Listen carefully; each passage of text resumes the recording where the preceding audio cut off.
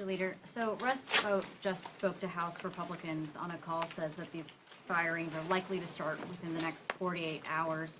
Also said that WIC is going to run out of money within the next week. And he just posted that $8 billion of green energy will actually be cut immediately. And it's going to affect 16 states, all of them which have either Democratic leaders or Democratic majorities in their state houses or Senate.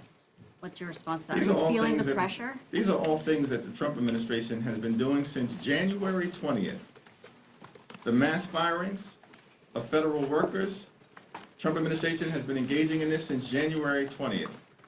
Targeting the clean energy economy, Republicans have been doing that since January 20th and assaulted the clean energy economy and the creation of good-paying American jobs in their one big ugly bill.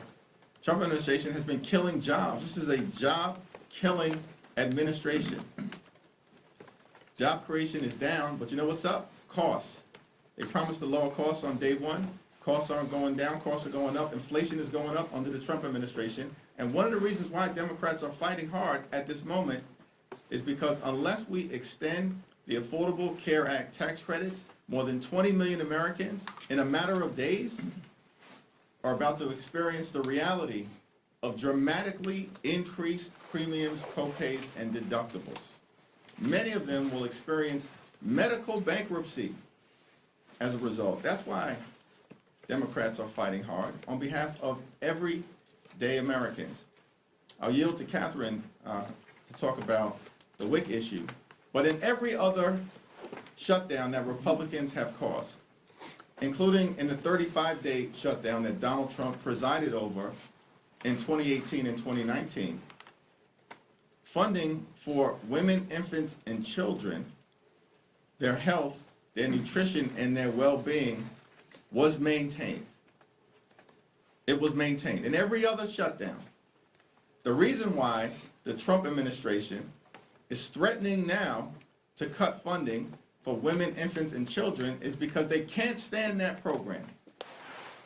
They're on the side of their billionaire buddies.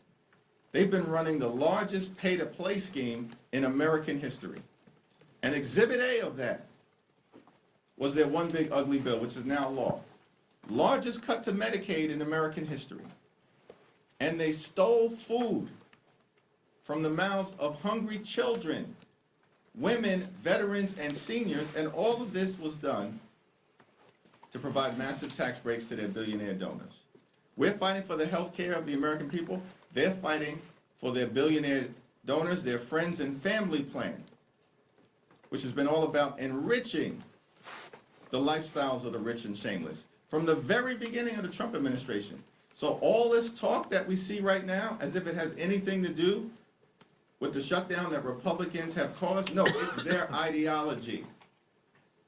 Cruelty is the point when it comes to the Republican Party.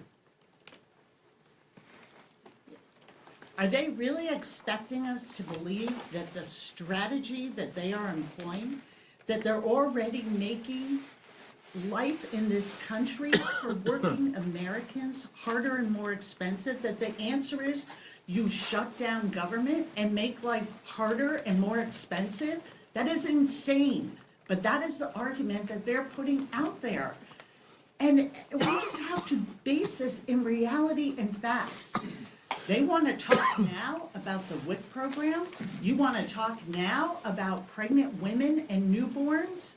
When 40% of births in this country are covered by Medicaid, they want to say to pregnant women who in a third of the counties, because of their policies, no longer have access to OBGYNs, no longer have access to safe prenatal care and delivery.